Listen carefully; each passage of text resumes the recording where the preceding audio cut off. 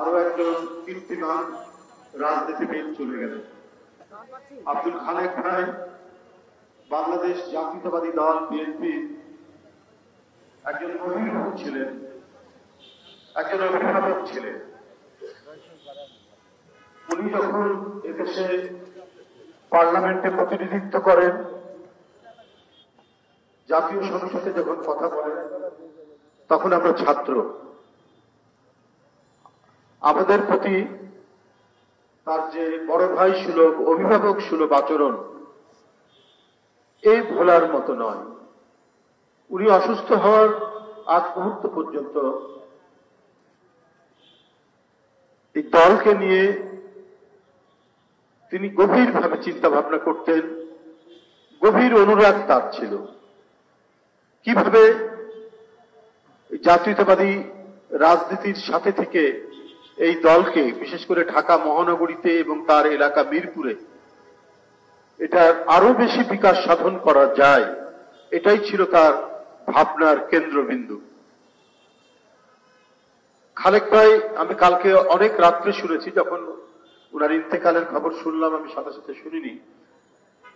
তারপরে আমি কিছুক্ষণ পরে, ওনার মৃত্যু সংবাদের কিছুক্ষণ পরে শুনলাম। আমার কাছে মনে হলো যে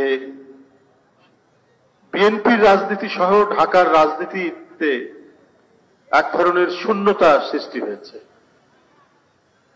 কারণ দলের বিভিন্ন সংকটকাল উপস্থিত হয়, সেই সংকটকালে একজন অভিভাবক সুলভ মানুষ খুব প্রয়োজন হয়। বিএনপি সেই ধরনের একজন অভিভাবককে হারালো।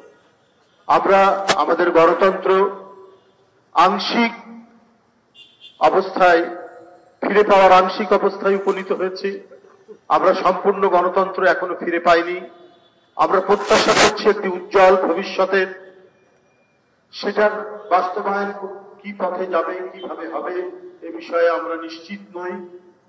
আমরা ইতিমধ্যে একটি জগদ্দল পাথর, একটি বিষাক্ত হিংস্রতাকে আমরা পরাজিত করেছি।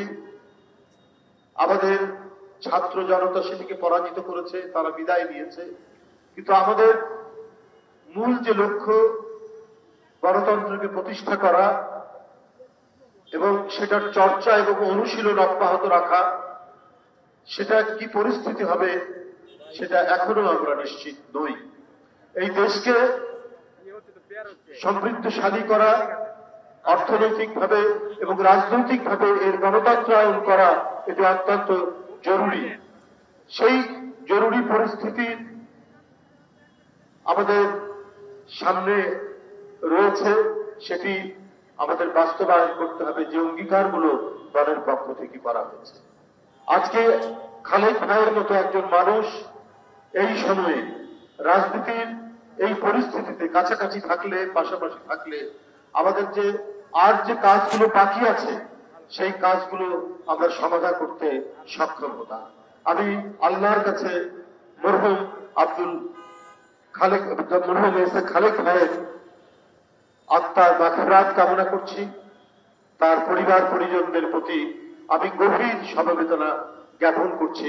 আল্লাহ তাআলা যেন নিশ্চয়ই খালেক ভাইয়ের মতো একজন জনদরদী মানুষ এবং রাজনীতিতে একজন সৎ মানুষ, তাকে বেহেশত নসিব করবেন, এই বলে আমরা আমার বক্তব্য শেষ করছি।